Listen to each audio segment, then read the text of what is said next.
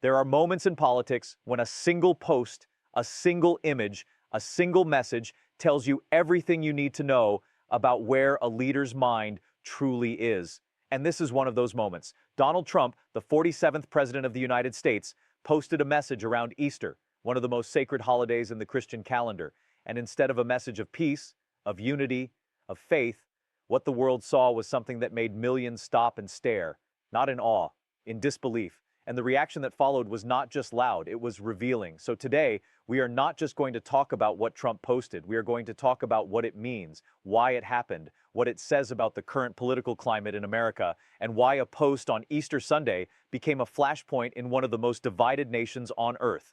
Let us begin with what actually happened. Around the Easter holiday, Donald Trump shared content on his Truth Social platform, the social media platform he created after being banned from Twitter, that many observers, commentators, political figures, and even some members of his own party described as jarring, inappropriate, and deeply out of step with the spirit of the occasion. The post, which quickly spread across platforms, combined political messaging with religious imagery in a way that drew immediate backlash.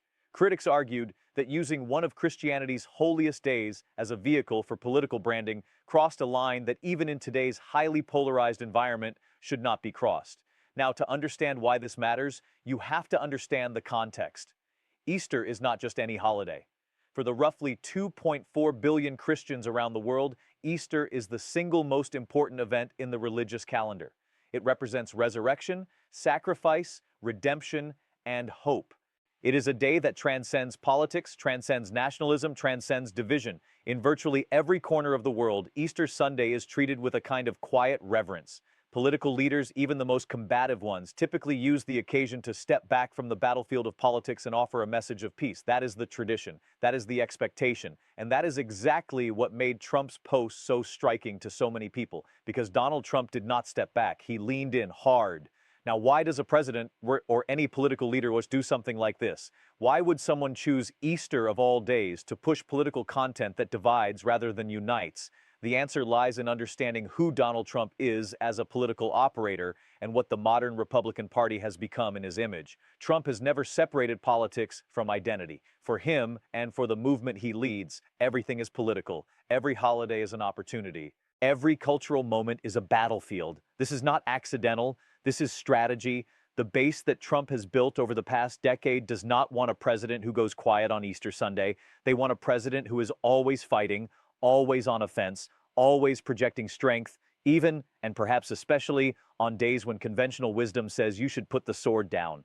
Trump's political identity is built on the idea that he alone is willing to break the rules that everyone else pretends to respect. And every time he does something that shocks the mainstream, his core supporters do not recoil, they cheer, because to them, every act of rule breaking is proof that he is different from the politicians who came before him. Every controversy is evidence that he is not part of the system. So when you ask why he posted what he posted on Easter, the answer is not carelessness, it is calculation.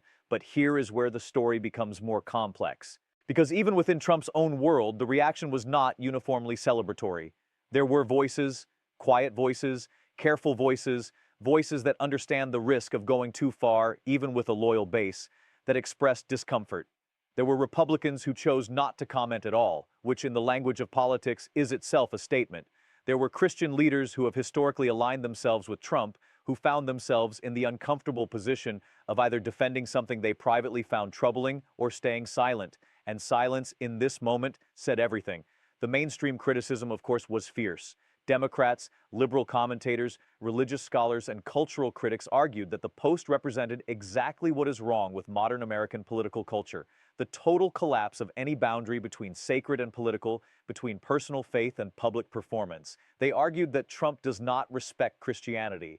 He uses it, he deploys it as a costume when it serves him and discards it when it does not. This argument is not new. Critics have made this case for years, but Easter gave it a particular sharpness, a particular clarity, because the contrast between what the day is supposed to represent and what Trump's post communicated was impossible to ignore. And here is where we need to go deeper, because the surface-level debate about whether a post was appropriate or inappropriate is actually the least interesting part of this story. What this moment really reveals is the ongoing transformation of American Christianity into a political identity rather than a spiritual one.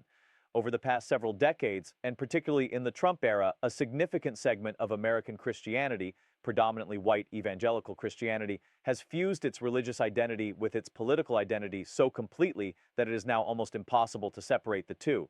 For tens of millions of Americans, being Christian and being a Trump supporter are not two separate things. They are one thing.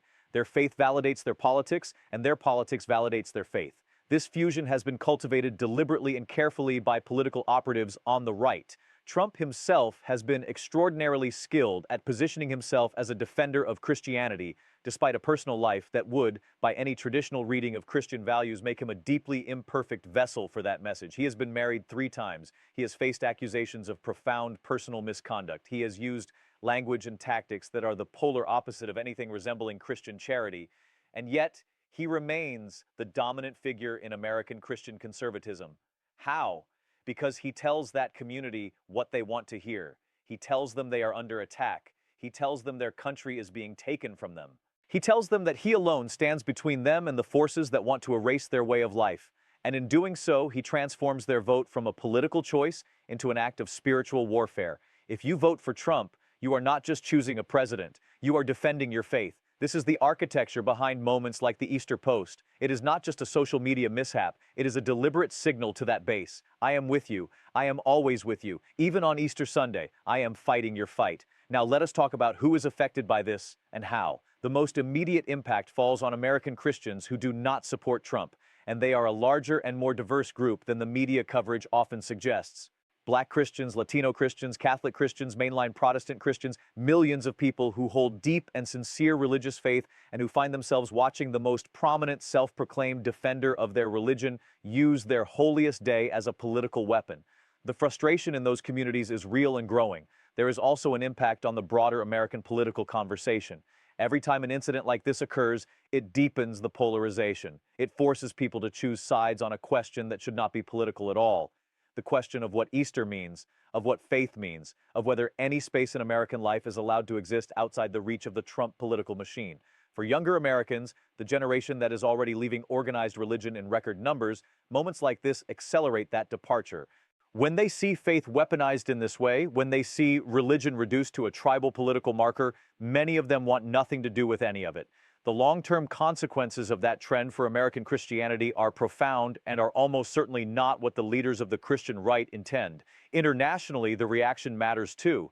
In a world where American soft power has already been significantly eroded, where allies watch American political culture with a mixture of fascination and alarm, a moment like this reinforces a narrative that has been building for years, that American democracy is in the grip of a deeply unusual, deeply unconventional, and deeply unpredictable political moment. That has consequences for diplomacy, for alliances, for the global perception of what America stands for.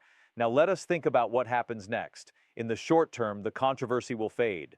It will be replaced by the next controversy and the one after that, because that is the nature of the Trump political era. The news cycle moves fast, the attention moves with it, and by next week, something else will have taken center stage. But the pattern does not fade. The pattern accumulates. Every incident like this adds another layer to a story that is being written in real time. The story of what happens to a democracy when political norms are systematically dismantled, when every institution and every tradition is subordinated to the will and the brand of a single political figure. The question that thoughtful observers are asking is not whether Trump crossed a line with this particular post. The question is whether any lines remain, whether the gradual erosion of norms that began years ago has now reached a point where nothing, not Easter, not grief, not decency, is beyond the reach of politics. And that question has no easy answer. Because the very people who might be expected to answer it, the leaders of institutions, the guardians of tradition, the voices of moderation within the Republican Party, have largely been silenced, sidelined, or absorbed into the movement.